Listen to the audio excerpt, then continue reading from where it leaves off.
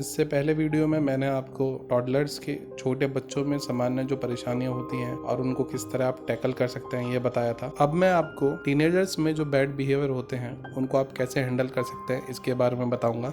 यदि आप पहचान पाते हैं कि बच्चों के अंदर बैड बिहेवियर है तो सबसे पहले आप ये सोचें कि बच्चों को इतना परेशान क्यों होना पड़ रहा है कि वो बैड बिहेवियर कर रहे हैं, बुरा बर्ताव कर रहे हैं। अगर आपने खुद से यह सवाल पूछा है तो आप अकेले नहीं हैं। बच्चों से दुर्व्यवहार करना पेरेंटिंग को तनावपूर्ण बना देता है। मैंने कुछ टिप्स और ट्रिक्स एक साथ रखे हैं जो बच्चों में बुरे और विघटनकारी व्यवहार को संभालने में आपकी मदद कर सकते हैं।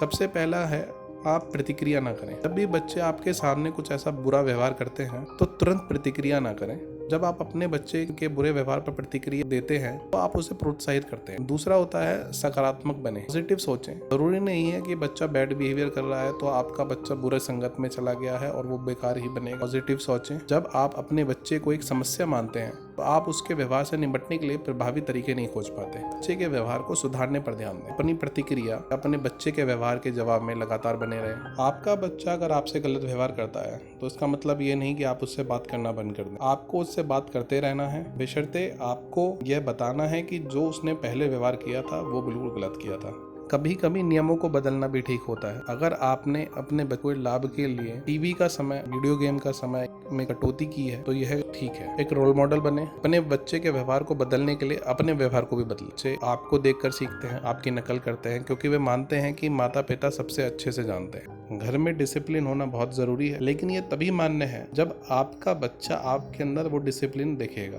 अगर आप टाइम से उठते हैं तो आपका बच्चा आपको देखकर डिसिप्लिन होना सीखेगा। बच्चे को बोलने से पहले आपको पहले अच्छी तरह से सोचने की आवश्यकता है कि डिसिप्लिन हमारे घर में हम कैसे ला सकते हैं। घर में जब भी आप बात करते हैं तो एक शिष्टाचार वाली बात करें। जैसे आप अपने बच्चे से कुछ भी चीज लेते हैं तो उसका आभार व्यक्त करें, थैंक यू, इस तरह के शब्दों का उपयोग करें। बच्चों में व्यवहार की समस्याओं से निपटने के लिए कुछ अन्य अत्यधिक प्रभावी तरीके भी हैं। ऐसी बहुत सारी गतिविधियां हैं जिन्हें आप आजमा सकते हैं और मुझे लगता है कि अगर आप ये गतिविधियां करते हैं तो आपके लिए बहुत उपयोगी हो सकती हैं। भूमिका निभाना। पेरेंट्स को अपने बच्चे की गतिविधियों में एक भूमिका निभानी चाहिए। भूमिका निभाना एक उत्कृष्ट गतिविधि है जो आपके बच्चे के गुस्से को नियंत्रित करने के लिए प्रयोग की जा सकती है।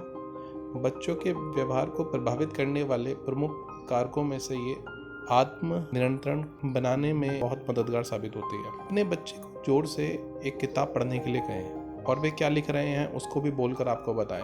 इससे उनकी ऊर्जा का एक संचारित व्यवहार हो सकेगा। आप सोते समय यह कोशिश कर सकते हैं कि वे जितनी भी ऊर्जा से भरे हुए हैं वो उन्हें खाली करें और शांत और आराम रहने की एक गतिविधि की आवश्यकता हो सकती है। कहानी सुनाना भी एक गतिविधि है जो उनकी कल्पना को बढ़ाती है, उन्हें अपनी ऊर्जा का सकारात्मक तरीके से उपयोग करने देती है। आप बच्चे को एक कहानी सुनाकर उनके दिमाग में एक फ्रेम में अंतर्दृष्टि प्राप्त करने में मदद कर सकते हैं। अच्छे व्यवहार के खेल खेलें और बच्चों के व्यवहार की किताबें पढ़ें जो बच्चों को अच्छे कार्य जैसे दयालुता, शेयरिंग करना, प्रतीक्षा करना और एक दूसरे से अच्छी बातें कहना सिखा सकती है। जब उन्हें पता चलता है कि अच्छी चीजें पुरस्कृत हो सकती हैं तो वे बुरे लोगों की कोशिश नहीं करते।